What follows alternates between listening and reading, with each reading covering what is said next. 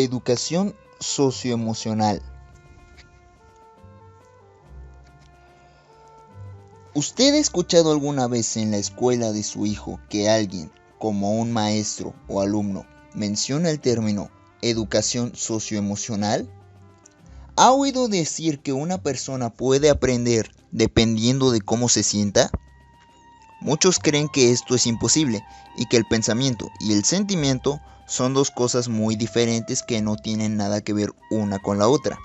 Sin embargo, esta es una idea errónea, pues se ha demostrado científicamente que el aprendizaje va de la mano con los sentimientos, y en un contexto escolar, el alumno es capaz de aprender mejor al sentir la motivación necesaria. En otras palabras, un niño feliz aprende mejor. Esto es irónico si se tiene en cuenta que muchas veces dentro de la escuela los chicos no son muy felices, que digamos, con cosas como los castigos o los abusadores. E incluso esto también ocurre en casa, en el contexto familiar en el cual se desarrollan.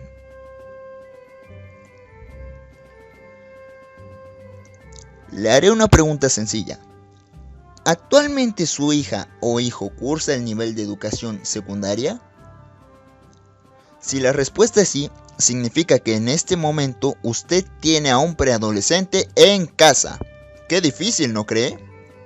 Cuando un padre o una madre escuchan la palabra adolescencia, pueden sentirse más que asustados. Es comprensible. Tratar de lidiar con un niño en proceso de convertirse en adulto es un dolor de cabeza para cualquier padre de familia, pues es en esta etapa cuando los chicos ya se sienten todos unos adultos, cuestionan la autoridad y sienten que todo lo pueden y todo lo saben, pero en realidad ni siquiera saben cómo se sienten o qué quieren ser. Sus glándulas productoras de hormonas parecen Chernobyl. Pasan por distintos cambios tanto en su cuerpo como en su mente, y el gran cúmulo de sentimientos y emociones en su corazón puede compararse con una auténtica zona de guerra. En fin, en esta fase de la vida, un adolescente no puede controlar sus emociones. Todos pasamos alguna vez por esta situación. En esos momentos es cuando somos más vulnerables a volvernos adictos, a toparnos con malas compañías, a ser lastimados o de plano a cometer cualquier estupidez. Y esto repercutirá enormemente en la vida adulta. E incluso ya de adultos, hay quienes no piensan con la cabeza al momento de tomar una decisión, actúan de forma impulsiva y se dejan llevar. Pueden ser sumisos, temerosos, tímidos, inseguros de sí mismos o incluso agresivos, prepotentes, etcétera, etcétera, etcétera. Actualmente la educación emocional se entiende como un proceso educativo, continuo y permanente, el cual pretende potenciar el desarrollo de las competencias emocionales como elemento esencial del desarrollo humano, con objeto de capacitarle para la vida y con la finalidad de aumentar el bienestar personal y social. Una forma de entender la educación emocional es como el desarrollo de competencias transversales o genéricas, es decir, aquellas competencias que se aplican en múltiples situaciones de la vida, tales como el respeto, la tolerancia, habilidades sociales, autonomía, autoestima, etc. Al mismo tiempo, la educación socioemocional puede ser vista desde diferentes perspectivas, las cuales son la neurocientífica, psicológica y educativa. Si son analizadas estas distintas visiones, podemos ampliar nuestro concepto de este tipo especial de educación. Es por ello que a continuación nos haremos a la tarea de analizar estas diferentes visiones. Perspectiva educativa. Durante las últimas 3 décadas, muchos especialistas en pedagogía consideraron que la educación consistía en un proceso cognitivo basado en el procesamiento de la información, donde la actividad mental como expresión de aprendizaje se da debido a la existencia de conocimientos previos, el nivel, la cantidad y calidad de la acumulación de estos, los cuales articulándose de una manera creativa, son generadores de pensamiento productivo. Se puede agregar que el aprendizaje es el resultado de la interacción social por medio de esfuerzos cooperativos dirigidos hacia metas compartidas. A partir de Salovey y Mayer, Gardner y Goleman, se dice que la educación no puede reducirse solo a lo académico, sino que debe abarcar todas las dimensiones de la existencia humana. Y esto También considera la otra parte del cerebro de la que no se habla en la educación, pero que interviene de manera fundamental: las emociones. Tenemos entonces que el aprendizaje es el producto cultural de dos vertientes que interactúan entre sí de manera dinámica: la racional, ligada a la cognición, y la emocional, ligada a los sentimientos, de manera tal que es difícil, si no imposible, separar lo que corresponde a uno u otro dominio. Al conocer cómo aprenden los estudiantes, el esfuerzo de la enseñanza podrá tener algún efecto positivo. Este aprender no depende únicamente de las capacidades cognitivas de los estudiantes, sino de sus disposiciones emocionales, dado que el docente es más que un mero transmisor de información, quien además crea espacios de aprendizaje y le corresponde gestionar las condiciones que hagan posible organizar las situaciones de aprendizaje, las cuales dependen de al menos 4 factores ligados a los estudiantes: A. Su motivación, que son los aspectos emocionales; B. Sus capacidades cognitivas; C. Sus estilos de aprendizaje; y D. Los objetivos curriculares a ser alcanzados. El conocer los estados emocionales de los estudiantes, así como sus estilos de aprendizaje, puede ayudar al profesor a organizar de manera más eficaz y eficiente el proceso de enseñanza-aprendizaje a implementar, y posibilita atender a los estudiantes de manera más personal. Solo así, el maestro puede ayudar a sus alumnos a que estos construyan su aprendizaje.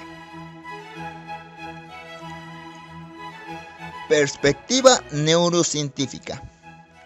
Desde el campo de la neurociencia destacan las contribuciones de MacLean, Ledoux y Damasio, que han permitido profundizar el conocimiento sobre la estructura del cerebro y su funcionamiento, contribuyendo así a la construcción del concepto del cerebro emocional. La formación educativa por medio de las emociones tiene como base y fundamento la unidad activa cuerpo-mente. Toda formación educativa se encarga de desarrollar las capacidades sensorio-motoras y volitivas, intelectuales cognitivas, ideológico-valorativas y productivas transformadoras. Todas ellas suponen desempeños y acciones específicas de la persona, en lo posible interactuando armónicamente a pesar de su diversidad y diferencia, en un todo estructural y vital. En nuestra cultura, el enfoque educativo se ha dirigido solo en el desarrollo de una parte del cerebro, y se ha buscado solo el desarrollo intelectual. Así es como ha prevalecido el mundo del número estadístico sobre la manifestación emocional. Existen distintas corrientes, quienes se enfocan en lo intelectual y quienes lo hacen en lo emocional. ¿Es posible trabajar con estas perspectivas en conjunto? Por supuesto que sí. Para alcanzar el desarrollo óptimo de nuestras facultades cerebrales y mentales, es necesario recurrir a factores abstractos como lo son las emociones, los sentimientos y la actitud. Estos son considerados como 3 pilares fundamentales que deben ser interrelacionados y puestos a la par con un nuevo modelo de pensamiento. Perspectiva psicológica. La manera más aceptada de considerar la emoción entre los psicólogos cognitivos era que se pensaba en la emoción como un interruptor, el cual se activa cuando es preciso interrumpir el comportamiento, de modo que el organismo preste atención a un fragmento fundamental de información y modifique este comportamiento. La emoción era fundamental para entender las importantes cualidades que tiene la condición del ser humano, de que la manera dominante de abordar la emoción en la psicología humana tenía serias deficiencias, y en tercer lugar, que el cerebro de algún modo tenía que ser el cerebro de cualquier estudio de la emoción. Por otra parte, la psicología humanista defiende la bondad del ser humano, así como la tendencia de ésta a alcanzar un desarrollo más alto. Destacan aquí los aportes de Maslow y Rogers a la psicología humanista, quienes dicen que una de las metas de la educación es satisfacer las necesidades psicológicas básicas y el sujeto no puede autorrealizarse si no satisface su necesidad de seguridad, pertenencia, dignidad, amor, respeto y estima, aspectos relacionados con la afectividad.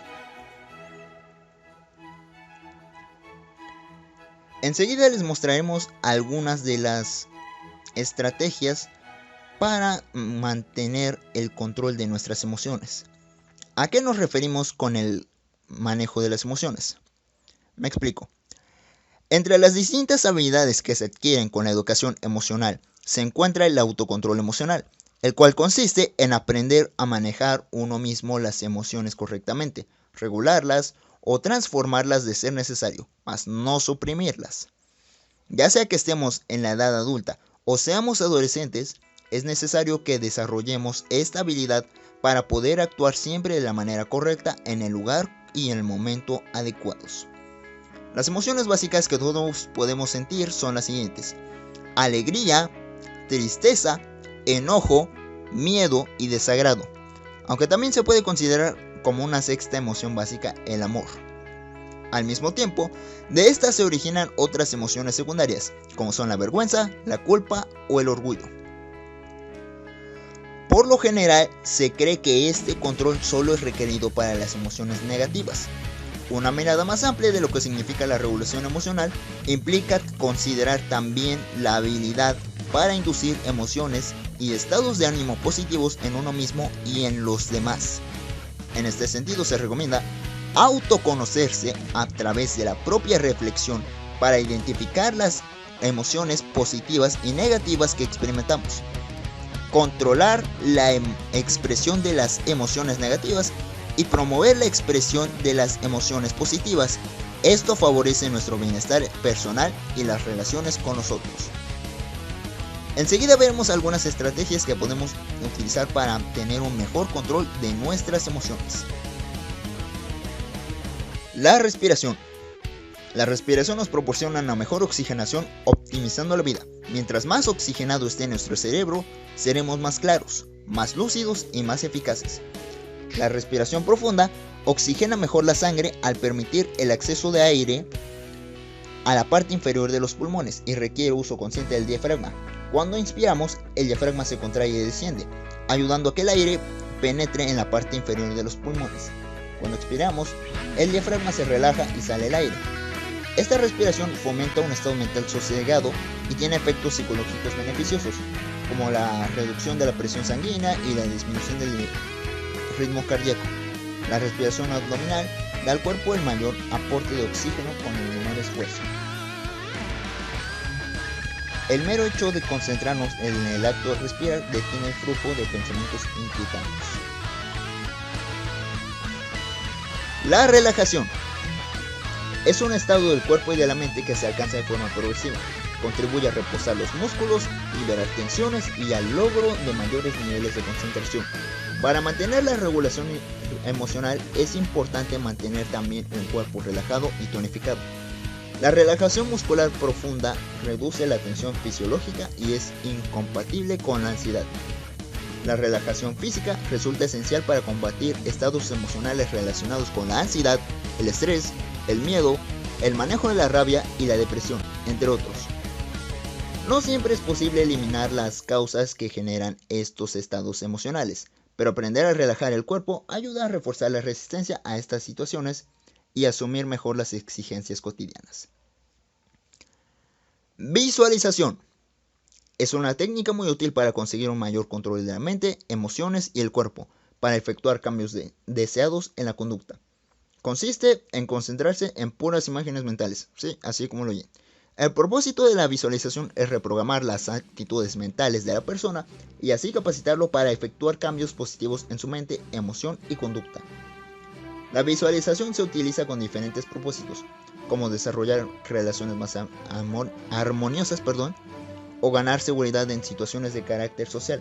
Puede también emplearse como técnica de relajación mental y como método de ayuda para controlar el estrés.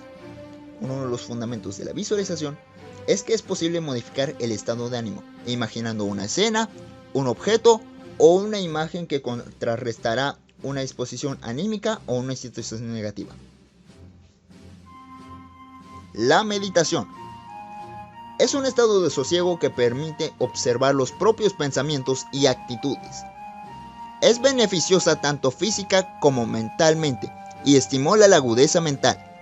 Se ha comprobado que la meditación resulta efectiva al crear un estado de profunda relajación en un periodo relativamente corto de tiempo. En ella el metabolismo del organismo se enlentece, así como disminuye el consumo de oxígeno, producción de dióxido de carbono, presión sanguínea, frecuencia respiratoria y cardíaca. Por medio de la meditación se puede aprender a enfocar críticamente la atención sobre una cosa a la vez. Es un tipo de autodisciplina que aumenta la efectividad en fijar y conseguir un objetivo.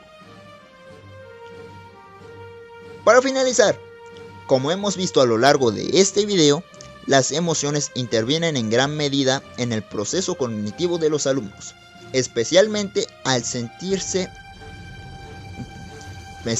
motivados. Es posible lograr un mejor aprendizaje de ellos. Disculpen la traba. Tengamos en cuenta que no solo se trata de desarrollar el ámbito intelectual del cerebro, sino también el ámbito emocional de este. Al mismo tiempo, es necesario que aprendamos a conocer y controlar nuestras emociones, así como también satisfacer nuestras necesidades afectivas y adquirir ciertos valores para poder convivir más plenamente. Eso es todo.